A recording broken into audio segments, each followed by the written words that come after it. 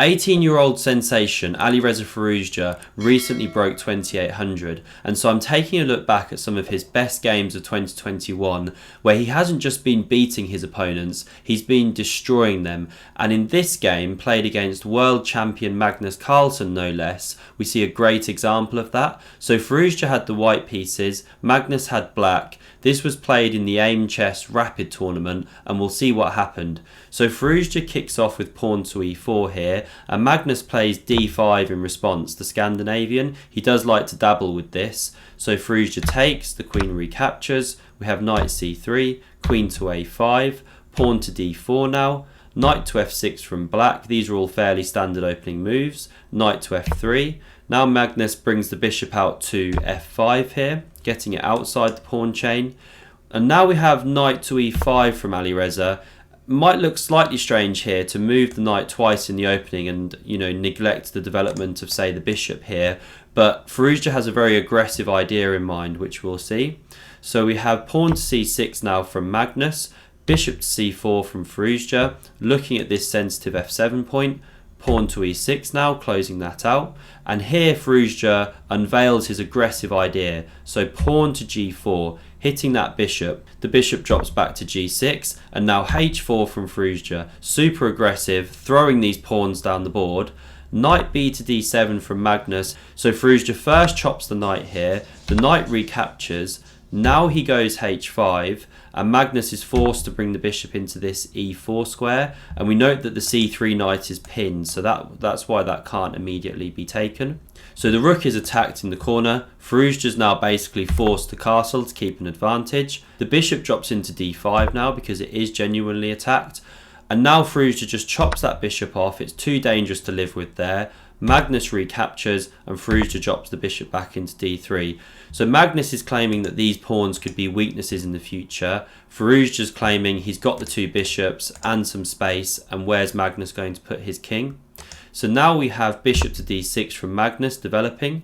We have queen to f3 from Firouzja. So another interesting move. He discourages black from going castles kingside here, because if black did that, then the queen can drop into, say, h3. These pawns can start rolling, and these bishops look really, really deadly looking down this direction. So instead of this, Magnus actually goes queenside here, and Firouzja doesn't jump in and chop this pawn because it's just too dangerous to start opening lines against the king. And what you'll notice in this game, it's very instructive, is that Firouzja is now going after the black king on the queen side, and Magnus is going after the white king on the king side. So both players are doing everything within their power to rip open lines, not lose time, and kill the enemy's king. So Firouzja now plays bishop to e3, an important developing move, connecting the rooks, bolstering this pawn, and it also looks in this direction, discouraging e5 here. So Magnus plays g6. Of course, we don't want to capture because we rip open the h file for the rook. So that's why Firouzja goes h6 to close that file. Now we have rook h to f8 from Magnus. The rook is doing nothing there, staring at its own pawn. So now Magnus is preparing f5, again to try and rip open lines. We have a3 from Firouzja. So he's just taking a small time out here to prepare these queenside pawns to start rolling forward. We have pawn to f5 now from Magnus, getting on with his plan.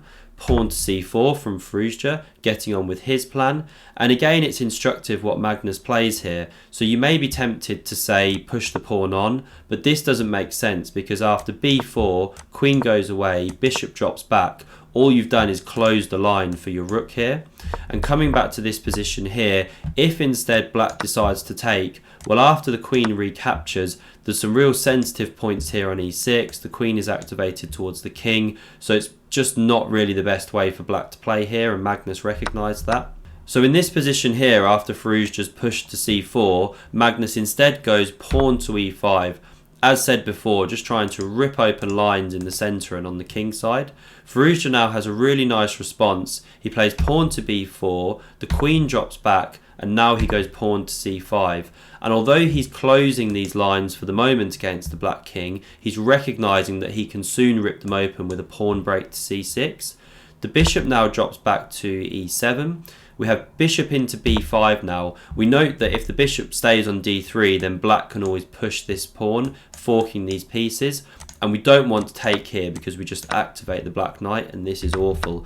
So that's why Firouzja jumps into b5. Magnus now plays pawn to e4, opening up his queen down to here. We have queen into h3 from Firouzja. Again, this is quite instructive that he doesn't go in this direction, because although you might want to head towards the queen side, you need to be a bit careful to keep some defensive measures around your king, and you have to keep an eye on this g4 pawn.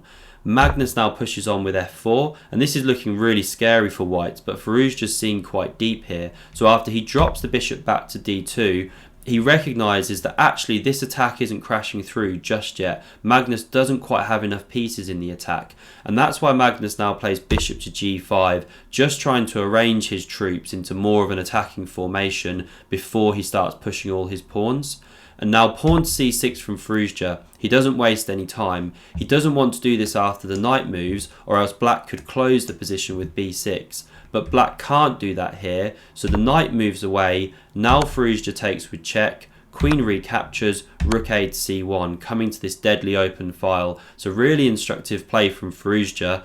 The king side steps to b8, bishop comes into c6 now, queen moves across to e7, and now rook to c5, a beautiful outpost square on c5, and this pawn's coming under fire, plus we note that the other rook could soon be joining the attack.